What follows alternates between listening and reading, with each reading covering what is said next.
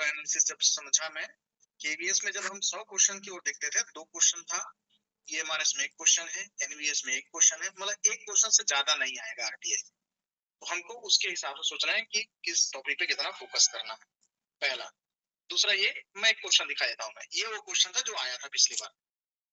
Time ही पूछता है sir, सही बोल रहे हैं। मेरा ये क्वेश्चन दिखाने के पीछे फोकस था कि मेरा लॉजिक ये था कि भाई किस पर हमको ज्यादा फोकस करके इसको पढ़ने की जरूरत है। तो मैं इसको जल्दी से कंक्लूड करता हूँ। ये आरटीआई एक्ट जो आया, इनेक्टेड हुआ 15 जून 2005 को और एसेंटेड हुआ थोड़ा सा 22 जून 2005 को। तो यहाँ से क्वेश्चन बन सकता है, कम्युनिस्ट का क्वेश्चन पूछता है, तो ये 12 अक्टूबर 2005 को, और ये सब पर लागू हो गया है कब से, 5 अगस्त 2019, आर्टिकल 370 हटने के बाद।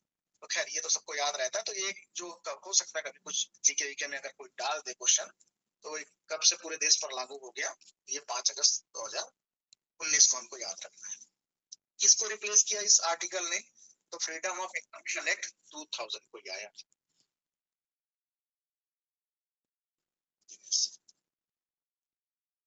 कहीं जोड़ना होगा तो संजय सर या कोई भी साथी जरूर जोड़िएगा इसमें, है ना।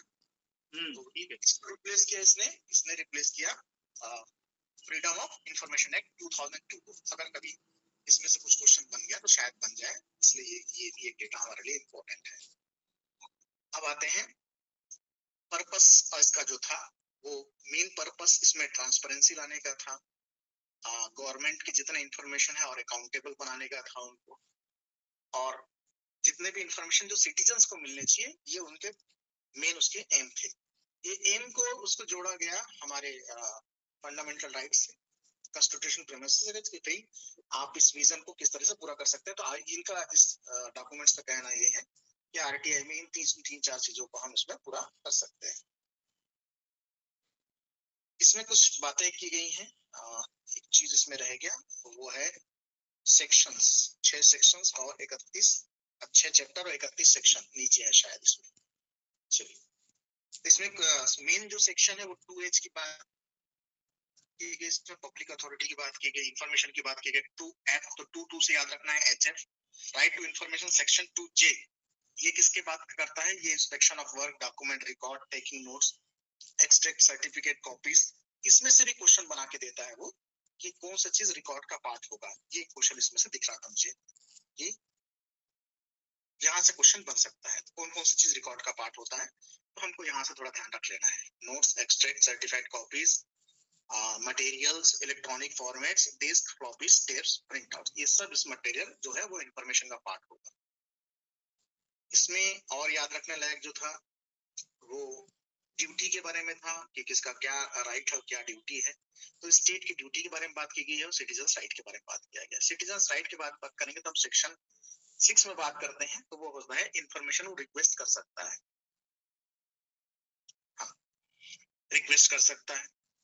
और इनका ऑब्लिगेशंस क्या है, पब्लिक अथॉरिटी का ऑब्लिगेशंस क्या है, ये इंफॉर्मेशन को रेगुलर बेसिस पर अपने वेबसाइट पर या पब्लिक डोमेन पर ये सुमोटो, अरे क्या हो रहा है, सुमोटो जो है वो उनको देना है। और अगर नहीं वहां इंफॉर्मेशन अवेलेबल नहीं हो तो सिटीजन को राइट दिया गया कि वो अपने हिसाब से वो इंफॉर्मेशन को मांग सकता है। और स्टेट अथॉरिटी की बात जो होगी, जो कॉम्पिटेंट अथॉरिटी है या जो भी अथॉरिटीज है, मतलब गवर्नमेंट अथॉरिटीज की बात कर रहे हैं, उनकी ड्यूटी होगी कि वो इंफॉर्मेशन उसको दे। तो इतना तो हम जानते हैं। अब आते हैं मेन टाइमलाइन पर। 30 डेज सबको याद होता है। एक लाइफ एंड लिबर्टी का केस अगर हो तो 48 आवर्स के अंदर में, ये हमको ये दो यहाँ पर बड़ी चीज याद है।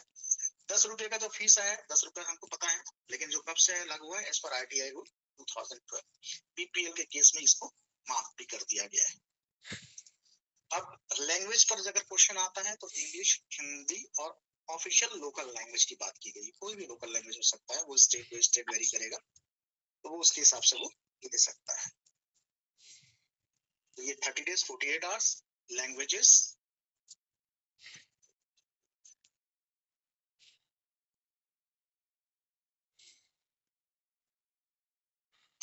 रिक्वेस्ट और रिसीव, यहाँ से क्वेश्चन जो बना था, ये यहाँ से क्वेश्चन बना था।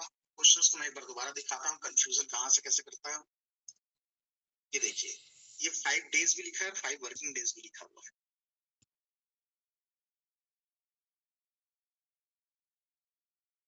इसका आंसर क्या होना चाहिए?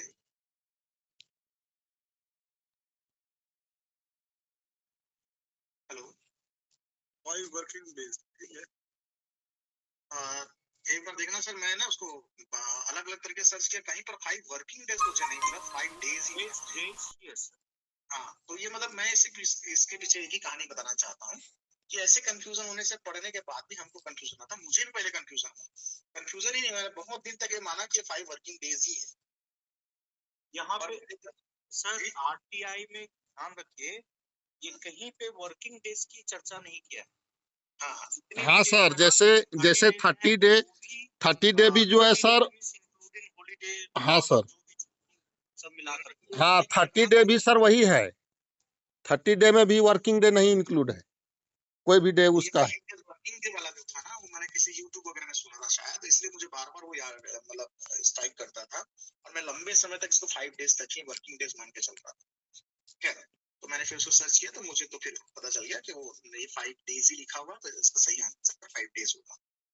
अब इसमें जो मेन जो डेट था 30 दिन, 48 दिन, और यहाँ पर डेटा इंपॉर्टेंट जो है पैसे पर 10 रुपया, वो हमको पता है। Photocopy A4 size, A3 size, अगर इसमें कंफ्यूज करने की कोशिश करें, पेज कुछ भी हो, हमको 2 रुपए पर पेज ही लगना है। Large size paper actual cost of price हो सकता है, लार्ज साइज का मतलब हो गया इससे ऊपर की अगर बात करते हैं तो वो एक्चुअल कॉस्ट ऑफ प्राइस पे चलेगा।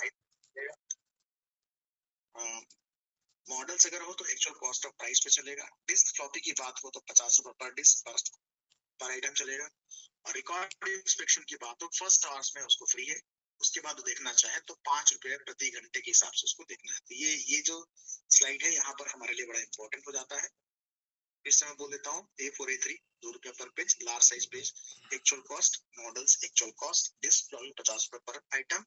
रिकॉर्ड इंस्पेक्शन पहले घंटे पर कुछ नहीं, अगले घंटे पर जो भी सब्सिक्वेंट होगा वो 5 रुपीज चलेगा। फिर बिलो पॉवर्टी लाइन के लिए पैसा कुछ नहीं लगना है। No such fees shall be charged from the person who are on PPL। ये कब से इस रूल में इस तरह से इसको जोड़ा गया, 2012 से इसको जोड़ा गया।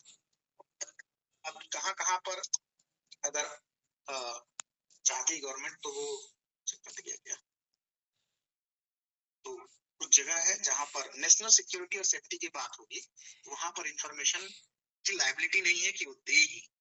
तो ये कुछ जगह है जहां पर नेशनल इंटरेस्ट ऑफ सिक्योरिटी की बात हो या सिक्योरिटी की बात हो, इकोनॉमिकल कॉमर्शियल इंटरेस्ट हो, या फिर जितने भी सेना से रिलेटेड हो, तो इन सब में RTI का कोई काम नहीं होता है। अगर वो दिए तो ये गवर्नमेंट मना कर सकती है देने के लिए। इसमें कुछ सेक्शंस है, सेक्शंस को जब आप याद करना है तो याद कर लीजिएगा इसको। बाकी मैंने तो सिर्फ इतना देखा कि कौन कौन सी चीज इसमें नहीं एप्लीकेबल है। और इम्पोर्टेंट इंफॉर्मेशन में अब आते हैं अपील पर। जो अपील का जो प्रोविजन है, फर्स्ट अपील की अगर हम बात करते हैं, कोई इन्फॉर्मेशन अगर उसको नहीं मिलता है तो उसके 2 प्रोसेस बताए गए हैं। उसमें आपको पहला तो भाई कि an officer senior in rank PIO with in the same public authority, किसको अपील करेंगे? जो PIO के ऊपर जो होगा उसी ऑर्गेनाइजेशन के अंदर होगा, उसको आप अपील कर सकते हैं। कितने दिन के अंदर में देना है उसको? Must be filled with in 30 days of the receiving of distance. क्यों ऐसा बार बार हो रहा है? हाँ, डिस्पोजल टाइम क्या होगा? First एप्लीकेट authority must dispose the appeal with in 30 days.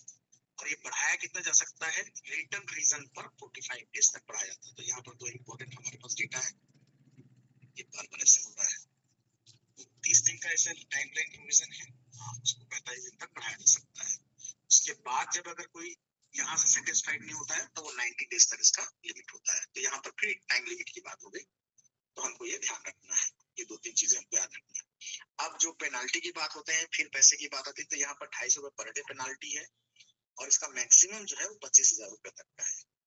तो ये पेनाल्टी पर यहाँ पर हो सकता है। और किस पर बात की गई? सेक्शन 20 पर बात की गई है। जो जो इम्पोर्टेंट सेक्शन है वो सेक्शन पर डील करते हैं। यहाँ पर 20 पर बात की गई है। अब इस पर जनरल गाइडलाइंस जो हम बात करते हैं, तो हमको पता है CIC और CIC में जो इतने मेंबर होते हैं, ये सेक्शन 12 एक्ट के अंदर लिखा गया है। इसमें 10 CIC हो सकते हैं और एक चीफ इंफॉर्मेशन कमीशन हो सकता है। ये इसके अंदर में 10 लोग रह सकते हैं। इनकी नियुक्ति का एक प्रोसेस है। इस नियुक्ति में 3 अपॉइंटिंग मेंबर्स होते हैं। प्राइम मिनिस्टर स्वयं है उसमें, और लीडर ऑपोजिशन है, और यूनियन कैबिनेट मिनिस्टर कोई हो सकता है जो प्राइम मिनिस्टर उसको रिकमेंड करे, जैसे अभी चुनाव आयोग चलता है लगभग वैसे ही इसका प्रोविजन है। अब आते हैं इसके स्ट्रक्चर पर। जो स्टेट इंफॉर्मेशन कमीशन का स्ट्रक्चर होगा वो सेम इज जैसे सेंट्रल का होता है वैसे ही है। इसमें 10 स्टेट इंफॉर्मेशन कमिश्नर होते हैं, स्टेट चीफ इंफॉर्मेशन कमीशन होते हैं। इसके जो चेयरपर्सन हो जाएंगे प्राइम मिनिस्टर की जगह चीफ मिनिस्टर हो जाएंगे। मेंबर जो होगा मेंबर ऑफ ऑपोजिशन होगा उस विधानसभा का, और उसके बाद जो भी मिनिस्टर चीफ मिनिस्टर चाहे उसको एक नॉमिनेट कर सकते हैं अपने विवेक अनुसार। अब इनके मेन टाइमलाइन जो अमेंडमेंट आया है उस पर गौर कर लेते हैं। जो इनका पहले कार्यकाल हुआ करता था, टर्म ऑफ ऑफिस, मतलब सीआईसी और स्टेट आईसी की जो बात कर रहे हैं हम उसके बारे में बात कर रहा हूं मैं। तो इसका पहले 2005 में 5 साल और 65 साल लिखा हुआ था, जो अब बदल करके लिखा गया है as may be prescribe by central government. तो अब वो सेंट्रल गवर्नमेंट के हाथ में चला गया है। और रूल जो था पहले 3 साल था 2019 में। सेम सैलरी के बारे में same such as may be prescribe by central government.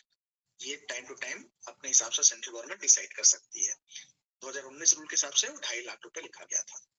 Same 2,25,000 लिखा गया था। अब ये स्टेट के हाथ में है, तो such as may be prescribe by the central government. ये सेंट्रल गवर्नमेंट के स्कीम से ही चलेगा स्टेट भी। ये ऑप्शन में जगह तो हम लोग क्या इसको मारेंगे sir?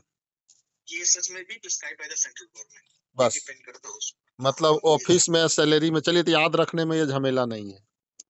Ji ji ji. The act was extended to whole India, removing the original exception for Jammu and Kashmir with effect from 31st August 2019। इसको हमको ध्यान रखना है इस डेट को। और ये उसके मोरल ऑफ द स्टोरी है कि इसका पर्पस क्या था, डेमोक्रेसी को बढ़ाना क्या था, कैसे था, ये आरटीआई के बारे में। यहाँ से बहुत सारे इंपॉर्टेंट इंफॉर्मेशन हमको मिल जाते हैं से रिलेटेड, टाइमलाइन से रिलेटेड, कि इसमें हमको पैसा लगना है कि नियुक्ति कैसे होनी है, एज ग्रुप का क्या ध्यान रखना है, मिनिमम इसका चार्जेस क्या है, मैक्सिमम चार्जेस क्या है। और एक बार इसको मैं फिर से बता देना, एप्लीकेशन 10 रुपया, बीपीएल के लिए कुछ नहीं, फोटोकॉपी ये पूरे 3 rupees per page. Large size sample models के लिए हमको अगर वो जो एक्चुअल कॉस्ट होगा वो देना होगा। डिस्क और फ्लॉपी के लिए 50 रुपए को याद रखना है। इंस्पेक्शन के केस में पहले घंटे फ्री है, अगले घंटे से 5 रुपए लगना पड़ेगा। उसके बाद जो इम्पोर्टेंट टाइमलाइन के लिए आप यहाँ देख ले, submission of RTI request any time forward. अच्छा, जो इन्फॉर्मेशन जो मांगेगा उसको रीजन बताने की जरूरत नहीं है, क्वेश्चन में बना सकता है वो।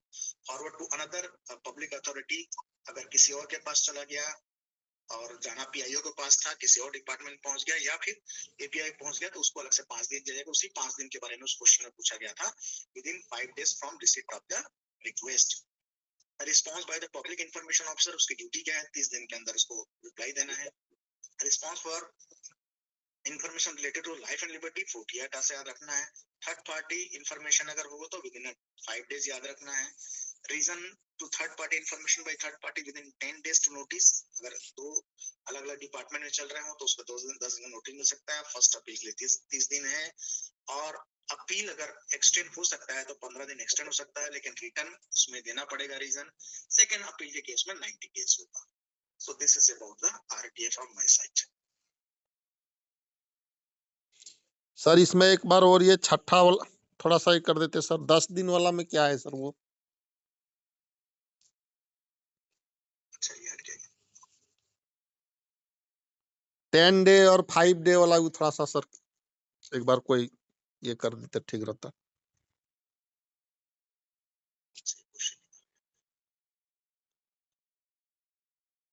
हाँ सर, ये 10 डे और जो ये पढ़ समझ में आया तो third party to third party transfer के लिए सर, मान लो किसी ने किसी से पूछा, जैसे इसमें शायद सर ये इसमें यूपीएससी वगैरह कुछ आता है क्या इन्फॉर्मेशन? ये किसी बारे में पूछा गया, third party to third party का मतलब? नहीं सर, नहीं यूपीएससी का नहीं है, मतलब किसी और डिपार्टमेंट को किसी और डिपार्टमेंट से, किसी डिपार्टमेंट से रिलेट कर रहा है। हाँ, मतलब एक्स ने चाहा वाई से, तो वाई ने जेड से पूछा, ऐसा ही है ना? और उसमें क्या है सर, जो 5 डे है वो थर्ड पार्टी इंफॉर्मेशन नोटिस, ई क्या है सर? ये दोनों में अंतर क्या है?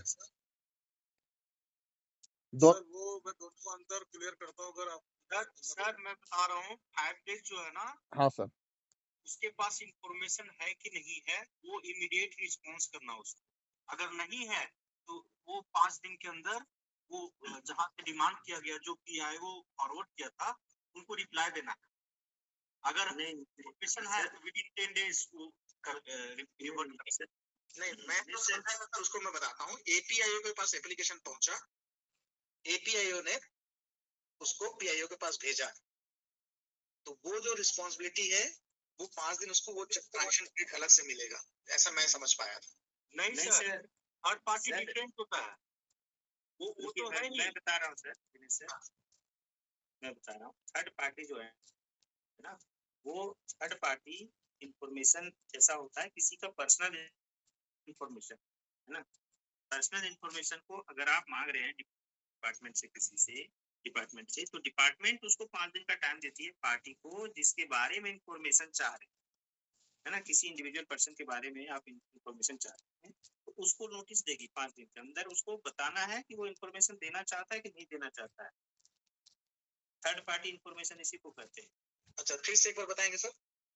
सर थर्ड पार्टी इंफॉर्मेशन हुआ, अगर आप किसी संगठन में किसी व्यक्ति की जानकारी चाह रहे हैं, ठीक है, कोई भी जानकारी चाह रहे हैं, तो और उसकी वो अपनी जानकारी है, उससे रिलेटेड जानकारी है, थर्ड पार्टी इंफॉर्मेशन किसी इंडिविजुअल का इंफॉर्मेशन होता है और वो व्यक्ति देना चाह रहा है कि नहीं चाह रहा है, वो सहमत है कि नहीं सहमत है, यही उसको टाइम दिया जाता है 5 दिन का बताने के। ठीक है, उसके बाद फिर वो इंफॉर्मेशन देगा या नहीं देगा, वो डिसीजन होता है। यानी यहाँ पर क्या हो जाता है, 5 दिन उसको मिलता है थर्ड पार्टी को और 30 दिन इसके पास होता है, कुल 35 दिन। ठीक है। अरे 10 दिन वाला सर संजय सर, वो तो ठीक, 10 दिन का क्या लोचा है? कहाँ 10 दिन का है? वही third party to third party. 10 दिन सर, 10 दिन थर्ड पार्टी को मिलते हैं रिस्पॉन्ड करने की बात करते हैं। आपने इंफॉर्मेशन मांगी, 5 दिन का टाइम मिला गया, थर्ड पार्टी ने इंफॉर्मेशन के लिए अच्छा, हाँ हाँ, नहीं ठीक बोल रहे हैं, सर ने ठीक बोला। एक्चुअली 5 दिन का जो टाइमिंग दिया है ना, करेगी वो 10 डेज का टाइम। हाँ बिल्कुल बिल्कुल सर, ये थोड़ा सुधार करने की जरूरत है। 5 दिन का जो टाइमिंग है वो PIO के लिए कि रिसीव हुआ जैसे ही किसी तरह का RTI, वो 5 दिन के भीतर कंसर्न व्यक्ति को भेज दे, अच्छा, थर्ड पार्टी को भेज दिया और थर्ड पार्टी 10 दिन के अंदर अपना जवाब दे। अच्छा, ये 5 दिन मिलेगा। समझ लीजिए सर, ऐसे समझ लीजिए कि आपने इंफॉर्मेशन एक्स ऑफिस से मांगी, PIO के पास इंफॉर्मेशन थी, वहाँ इंफॉर्मेशन नहीं थी, वो इंफॉर्मेशन Z ऑफिस में थी। PIO ने वो 5 दिन के अंदर Z ऑफिस को इंफॉर्मेशन भेज दी और Z ऑफिस ने 10 दिन के अंदर उसको टाइम दिया गया इंफॉर्मेशन का रिस्पॉन्ड करने। ये एक्स ने जेड को भेजा या एक्स ने वाई को भेजा, ये 5 दिन लिया। 5 दिन तो सर जो PIO है ना, उसको पता लगा कि ये इंफॉर्मेशन कहीं और से मिलेगी। एक्स सपोज उसने वो 5 दिन लिया, 5 दिन के भीतर उसने वो काम करा। अब जो वो इंफॉर्मेशन थर्ड पार्टी में पहुंच गई Z को, तो Z को 10 दिन का टाइम है रिस्पॉन्ड बैक करने। जो इंफॉर्मेशन PIO ने मांगी थी, वो PIO को with in 10 days respond back करेगा। अच्छा, ठीक सर, ठीक। ये क्वेश्चन हमने पहले भी किया है, ये मैं भेज दूंगा। इसका जो कुछ क्वेश्चन है मेरे पास, उसको बस इसको एक बार पढ़ के उसको देख लेना है। तो ये मेरे ख्याल से 1 नंबर के लिए काफी है। चलिए, तो क्वेश्चन सर, क्वेश्चन मैं भेज दूंगा सर, मतलब इसको करेंगे क्वेश्चन को, थोड़ा फटाफट हो जाता है तुरंत, और आप भेज भी दीजिएगा। हाँ मैं भेज, मतलब उसको हमने किया ही है पहले भी, क्यों उसमें समय तो छोड़ दीजिए, इसको देख लीजिएगा। छोड़ दीजिए, ठीक है, भेज दीजिएगा ग्रुप में, वो देख लेंगे हम लोग। मैं ग्रुप में भेज दूंगा, दोनों ही चीज भेज दूंगा, तो एक बार रिकॉल भी हो जाएगा, इसी के हो जाएगा। मेरे ख्याल से 1 नंबर ज्यादा आएगा नहीं। लोकेश सर, एक मेरा क्वेश्चन है कि ये जो 10 रुपए का जो डिमांड ड्राफ्ट बनता है, वो किसके फेवर में बनता है सर? वो PIO के फेवर में बनता है, जन सूचना अधिकारी के नाम से बनता है वो। चाहे आप ChatGPT बनाए या DD बनाए, तो आप DD भी बना सकते हैं या डायरेक्ट ऑनलाइन भी हो सकता है। वो बहुत सारे मोड्स आ गए हैं उसके, किसी भी मोड में। ठीक sir. Even cash in receipt भी मिलता है सर। कैश जो है ना, हाँ। कैश देके भी रिसिप्ट मिल सकता है। हाँ, उसका लैंग्वेज बैरियर भी नहीं है सर, ना लैंग्वेज बैरियर है, इवन वो दूसरे से भी एप्लीकेशन दिखा सकता है। हाँ हाँ, सही बोले सर।